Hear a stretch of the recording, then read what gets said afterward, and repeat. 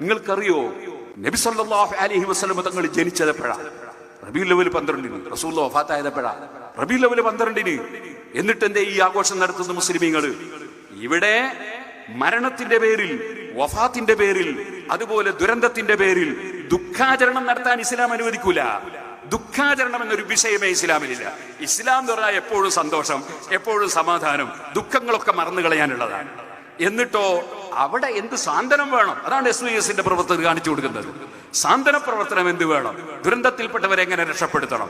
അവിടെ സജീവമായി നമ്മൾ മുന്നേറണം, അവർക്ക് സഹായം നൽകുന്നതിൽ മുന്നേറണം. അതേസമയത്ത് അതും പറഞ്ഞ് ഇങ്ങനെ ദുഃഖിച്ചിരുന്നിട്ട് ഇനി നബിദിനാഘോഷം വേണ്ട, അങ്ങനെയൊന്നും ആരും പറയണ്ട. നബിദിനാഘോഷം നടത്തുന്നവർ അത് നബിദിനാഘോഷം നടത്തട്ടെ, ആഘോഷങ്ങളൊന്നും നിർത്തിവെക്കേണ്ട ആവശ്യമൊന്നുമില്ല.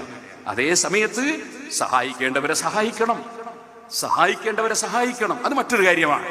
നല്ല ബുദ്ധിയും ബോധവും ചിന്തയും